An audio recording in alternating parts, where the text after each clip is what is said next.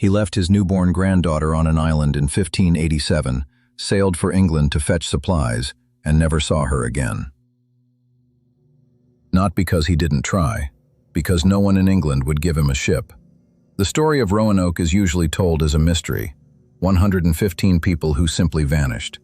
But mysteries need a cause, and the cause, when you follow the documents, leads back to one man, a painter-turned-governor named John White, whose failures were not crimes, but whose choices left an entire colony to whatever came next. Welcome to the Grim Archive. Tonight's file, the lost colony of Roanoke. To understand what was lost, you have to understand what was attempted. By 1587, England had already failed once at Roanoke. A military garrison sent in 1585 under Ralph Lane spent a year on the island, alienated the local Croatoan and Socotan peoples through violence and suspicion, then abandoned the settlement when Francis Drake offered them a ride home. Sir Walter Raleigh, who held the colonial charter, needed a different approach. Not soldiers, families, settlers with something to lose and something to build. He selected John White, an artist, a veteran of the first expedition, to govern this second attempt. White was an unusual choice for a governor. He was a watercolor artist who had documented the first expedition with extraordinary precision, painting the Algonquian peoples, the plants, the coastline. His drawings survive. They are among the most detailed records of pre-contact North America that exist. But a painter is not an administrator, and the colony he was handed was already compromised before the ships left Portsmouth. The original plan was to settle further north in the Chesapeake Bay region. The captain of the lead vessel, Simon Fernandez, refused to sail them there. Accounts differ on his reasons. The colonists were put ashore at Roanoke instead. On August 18, 1587, a child was born on Roanoke Island. Her name was Virginia Dare, the first English child born in the Americas on record. Her mother was Eleanor White Dare. Her grandfather was the governor. White recorded the birth. He also recorded, almost in the same breath, how badly the colony needed resupply. Food was short. Relations with neighboring tribes were unstable. One colonist, George Howe, had already been killed by an arrow while crabbing alone near the water. The settlers held a meeting. They asked White, their governor, to sail back to England himself and petition for relief. He resisted. They insisted. White sailed from Roanoke on August 27, 1587. He left behind 115 men, women, and children, including his daughter and 9-day-old granddaughter. He carried a document signed by the colonists, stating the request for his return was theirs, not his. It read in part as a protection against accusations of desertion. He arrived in England in November, and then the empire got in the way. Spain had been building something. Philip II of Spain had spent years assembling a fleet, 130 ships, roughly 30,000 men, intended to invade England, depose Queen Elizabeth, and end English Protestant power in Europe. The Armada was coming. Everything else could wait. White petitioned Raleigh. He petitioned the naval authorities. He was granted 2 small pinnaces, vessels too slight for an Atlantic crossing under any serious strain. They set out in the spring of 1588. They didn't make it. The captains, apparently more interested in privateering than relief missions, engaged Spanish vessels and were badly damaged. The ships turned back. White returned to England, having not even crossed the Atlantic. Meanwhile, in July and August of 1588, the Spanish Armada met the English fleet in the Channel. The English, aided by storms that wrecked the Spanish formation, prevailed. The invasion was broken. England exhaled. But no one remembered Roanoke. 1589 passed, no ship. 1590 finally brought movement, but not from the Crown and not from Raleigh's direct effort. A privateering expedition led by John Watts agreed to carry White, provided the voyage was primarily about raiding Spanish shipping. White had no leverage. He accepted. The fleet departed in March 1590.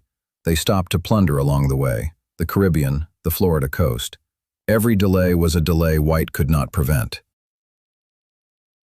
They reached the Outer Banks on August 15, 1590, nearly 3 years to the day since White had left.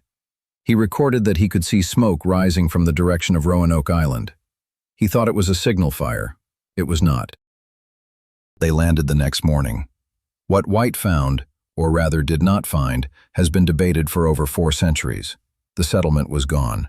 Not burned, not massacred in any obvious way. Gone. The palisade timbers remained, but the houses had been dismantled, deliberately, carefully. On a post, carved in capital letters, was a single word: Croatoan. This had been agreed as a signal before White left. If the colonists moved, they were to carve their destination. Croatoan was the name of an island to the south, home to a tribe White knew and trusted. There was no Maltese cross carved beside the word. No cross had been their agreed distress signal. White wanted to sail immediately to Croatoan Island, present-day Hatteras Island. The sea denied him. A storm was building. One of the ships lost its anchor cables. The captains, whose priority had never been the colonists, voted to sail for the Caribbean and overwinter there, then return in the spring. White recorded his objections. He was outvoted. The fleet never returned to Croatoan. Weather pushed them off course. They sailed instead toward the Azores, then back to England. White arrived home in October 1590 with no answers, no colonists, and no promise of a future expedition. He had been within sailing distance of the answer, or what might have been the answer, and the sea had closed behind him. White spent the remaining years of his documented life writing letters to Raleigh, letters to Richard Hakluyt, the geographer and colonial promoter. He described what he found and what he didn't. His final surviving letter, written in 1593, is quietly devastating. He asks, one more time, for someone to return to Croatoan. He expresses faith that the colonists survived and could still be found. Then, in one line, he commits the whole matter to God's mercy, since he can do nothing more himself. After 1593, John White disappears from the historical record entirely. No death date, no grave, no record of whether he was ever told what became of his daughter, or Virginia Dare. The fate of the colonists remains officially unresolved.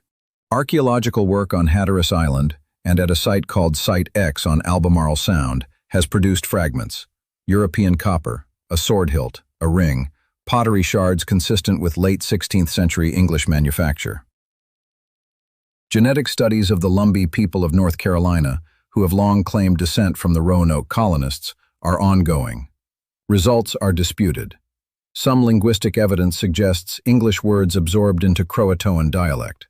None of it is conclusive. What the evidence does suggest, tentatively, carefully, is that some colonists may have integrated with local populations and survived. Not as a colony, as something else. Something that left no tidy record. The mystery of Roanoke is taught as a disappearance. But disappearances don't happen in a vacuum. They happen because someone made a decision, and then another, and then the world made a few of its own, and the space between those decisions filled with silence. John White made choices. So did Simon Fernandez. So did the privateering captains. So did every official in London who looked at White's petitions and set them aside. The colony didn't vanish into myth. It was left.